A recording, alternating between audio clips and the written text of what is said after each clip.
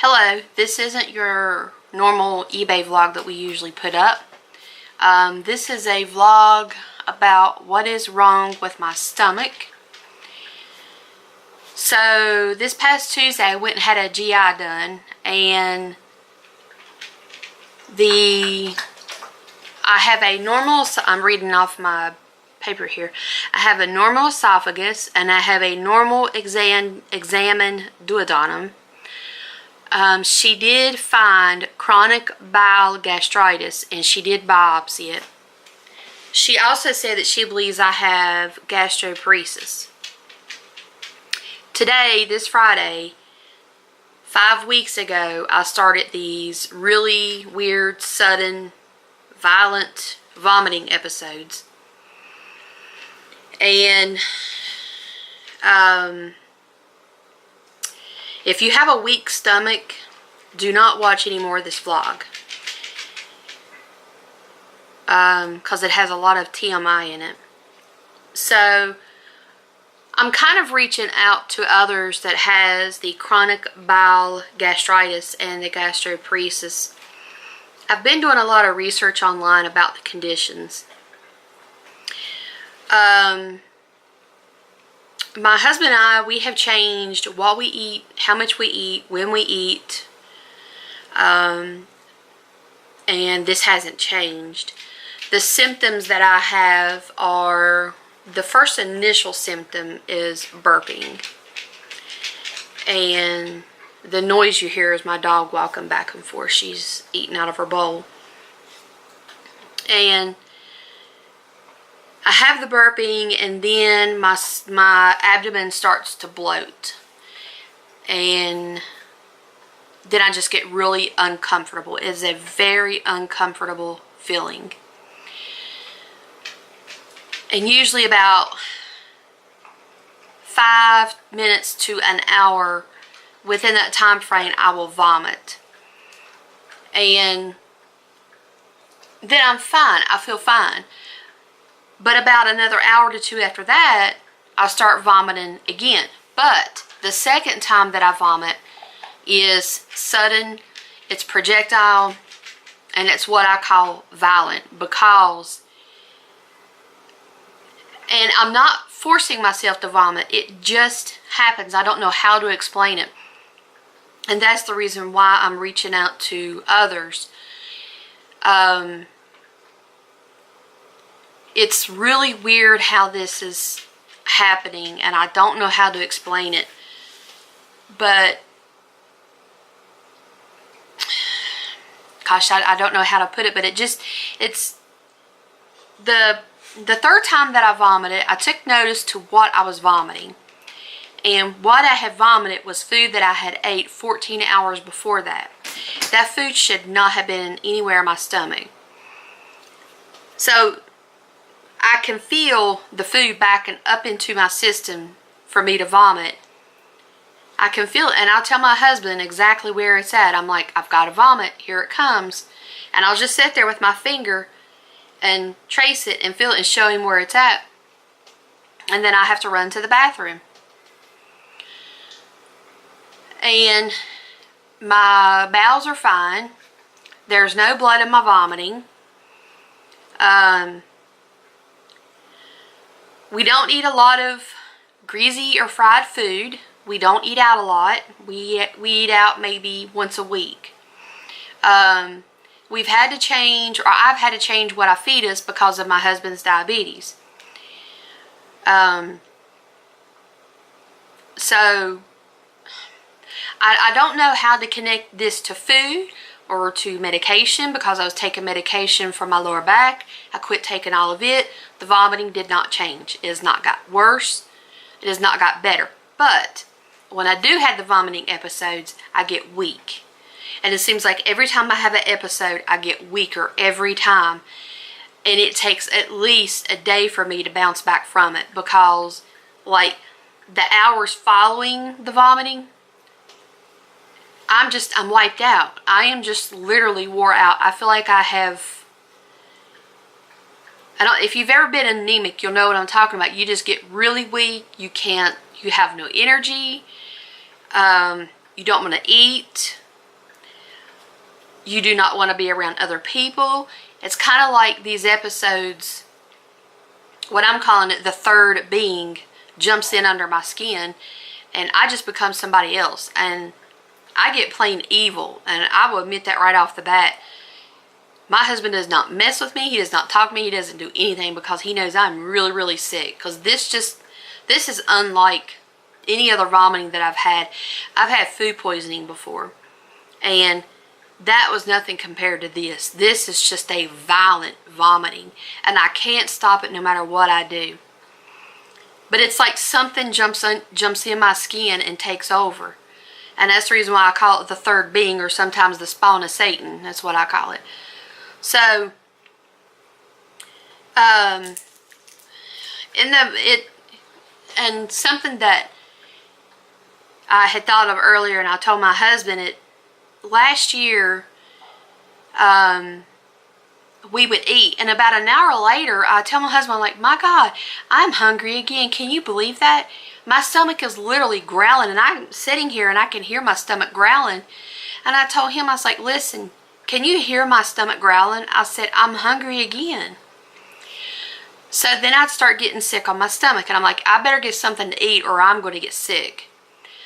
So I'm wondering now, and that has actually,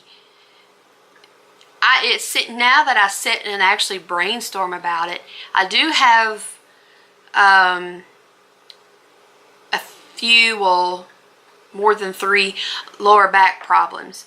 And I have been taking medication for that since February 2 years ago. That'll be this February. So I've quit taking all that medicine, absolutely all of it. There was one medication that I was taking that was an NSAID that started with the letter M. I'm not going to name it. But it did cause me a lot of stomach upset. And I was eating literally antacids like candy. And I would go through a bottle of antacids every 2 days. And I took that stuff for about 8 or 9 months. So when I went back to my doctor for a checkup, he wouldn't refer me out to a spine specialist. So I went out on my own and found one. And when I saw this doctor, he said, stop taking the NSAID today. He said, because if you don't, you're going to be in worse shape with your stomach than what you are with your back. And believe me, I am. So I think I was having trouble with my stomach before I started taking a medication for my lower back. I think that was the beginning of it. But I think that what went on with my lower back, the NSAID I was taking with the letter M, I think that kind of finished things off and made whatever's going on with my stomach come full force. I do not have a gallbladder, so keep that in mind. I had that removed in 2010. So, the doctor's not sure exactly what has caused this. Well, she's kind of thinking that the NSAID I was taking with the letter M kind of brought all this to the surface. And while my husband was at the endocrinologist today, there was another lady there, and we got to talking about the same medication, and she said that, was it her mother had took it? She said her mother took it, and her mother got 2 ulcers from it, 2 bleeding ulcers, and she had to have surgery on them. And then 2 days later, wasn't it? 2 days later, she got sick. She had lost 7 units. Of blood. She had lost 7 units of blood, so she had to get a blood transfusion. But she said that her mother to this day still has problems with her stomach because of that medication. But it's just a simple NSAID. But I think, if I'm thinking right, I had one pharmacist tell me that's the most potent NSAID that you can get by prescription. So I don't take anything for pain for my lower back, and believe me, that add that onto my stomach problems, I'm just plain miserable. 90% of the time, I am just plain miserable. But my question is to those of you out there watching it in the community that has these conditions, I need your input, if you will. Comment message me or email me. Our email address is in our description. Or if you make vlogs on the chronic bowel gastritis or the gastroparesis, if you could link me to your YouTube vlog. We are watching a couple YouTubers that are doing like a journal of their journey through these conditions. But I have found that if I get up in the mornings and eat a few crackers, and I'm not promoting the brand, but Townhouse Original Crackers or the store brand, if I eat a few of those, it seems like that helps for some reason. And also, excuse me, that's what I'm talking about. It just happens. So if I'm burping in my vlogs, you just have to overlook me. It's not, I can't control it. One thing that I have found that has really helped me more than anything, and I'm swearing by it, is this Gatorade 2. This stuff here, for some reason, seems like it helps calm my stomach. I know it does help me when I have these vomiting episodes, because it's getting me rehydrated, because I do dehydrate really bad when I have these episodes. But this Gatorade 2 right here, the G2, not the regular Gatorade or anything, this G2 in the fruit punch, for some reason, it really seems like it helps me as far as being nauseated or helping me to feel better. It just all around is wonderful. I wish they had it carbonated, because that is another thing too that seems like it helps my stomach, is carbonation. So but if I drink water, the weird thing is if I drink water on an empty stomach, my stomach automatically will start just, I get nauseated just all of a sudden from it. I don't know why, but I've never been a water person in the evenings, but in the mornings first thing, forget it. I can't deal with it. But I do let these melt my mouth over the daytime. So if any of you have any, I'm not looking for suggestions on what specific foods I should eat. I know I should stay away from greasy or fried foods. We don't eat a lot of fried foods. That's what we don't understand, is we don't eat out a lot. We don't eat a lot of fried foods. Gosh, what, maybe once every 2 weeks we eat something fried? It's not much at all. We don't eat a lot of fatty foods. I mean, I've sat and brainstormed, and I can't think of anything specifically that we're eating, that we are drinking, that has triggered it. I've even went back and tried to eat foods that we ate before, and it hasn't triggered anything. One of the medications I took for my lower back that I no longer take because of this, because we were trying to do the process of elimination, I tried taking it, and I didn't have a vomiting episode. So currently right now all I take is my thyroid medicine, which I have read that your thyroid can cause gastritis, but because of the chronic bowel gastritis, I have read that that is caused by the absence of the gallbladder. Correct me if I'm wrong. Those of you that out there that have these conditions, that are living with them every day, if I'm wrong in anything, correct me.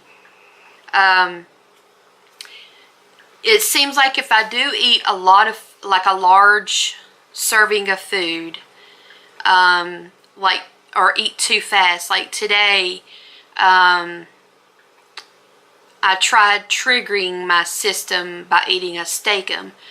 And because I was actually wanting a cheesesteak, and believe it or not, that I got the meat for cheesesteak the other day and fixed one, didn't bother me.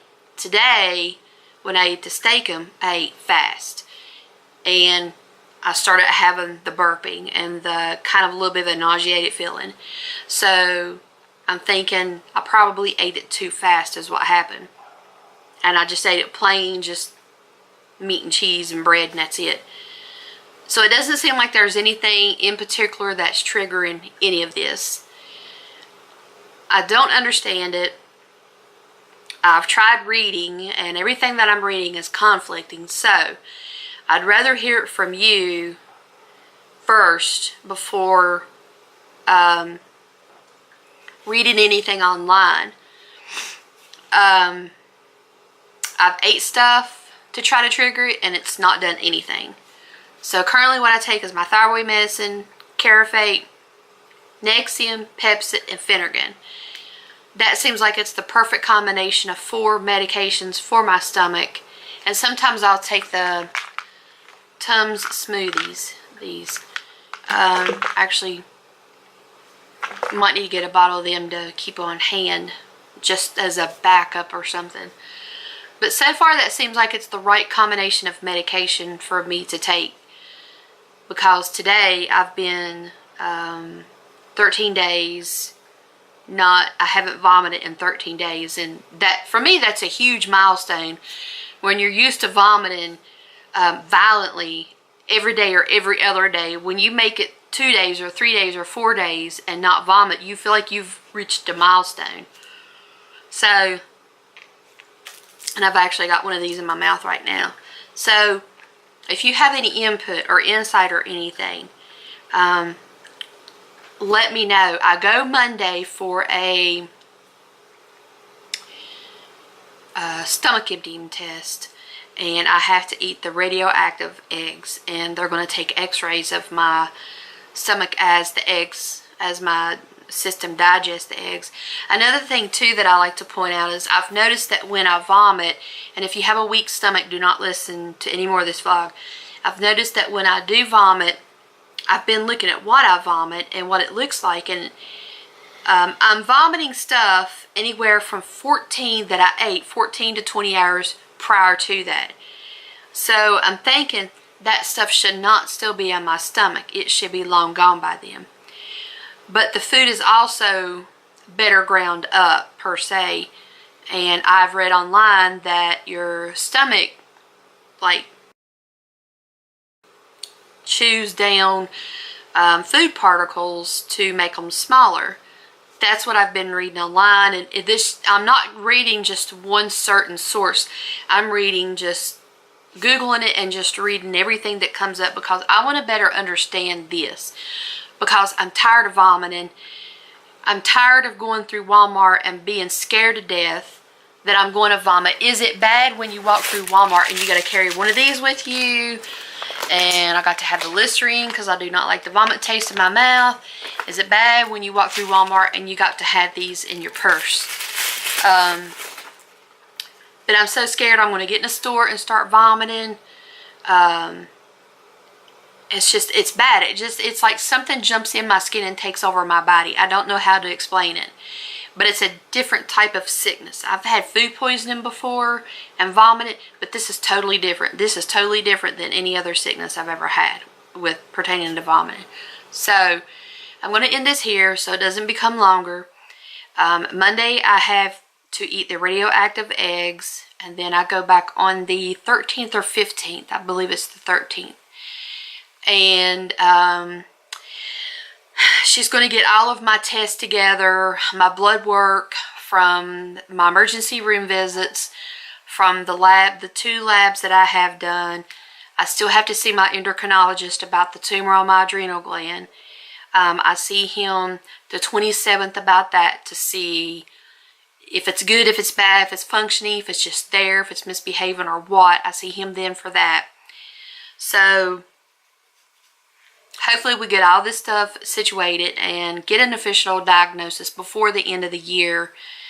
I'm one of these people, I wish something would show up so we can treat it and move on, so we don't have to keep testing and testing and testing. I do not like that. I like to get stuff fixed and move on from there. So, in ending this, I appreciate all of your support, the ones that that knows what's been going on, because I haven't been open and talked about it. It's kind of been in one of them things where, well, I want to wait to get all my lab results in. So now that I have my GI back, but she's also pretty sure that I have the gastroparesis. So if you have any ideas, but I want to hear it from people who deal with this every day. I want to hear from you. what you do, what works for you, what doesn't work for you. Do you have any triggers? What are those triggers? And when you do have the vomiting episodes, what do you do? I mean, for me, I do nothing. I just let it run its course. I don't know what more to say, what more to do, but thank you to those who have gave us support. It is very much appreciated, and do know that if me and my husband can ever support you in anything, please do let us know. So I'm going to end this here. I've got a few more vlogs that I need to make and get these lined up, and I'm going to get them done, but I want to make it short and sweet. I am going to do a final vlog. I'm going to do a short follow-up when I have this done Monday, but once I see my GI doctor in December and get the official diagnoses and what we're going to do, then I'm going to do a vlog of it. So if you have any information, you can comment below, you can send us a message, you can email us at the email address in our description, or you can post a link to your vlog in our comments. Thank you for watching, and thank you for the support.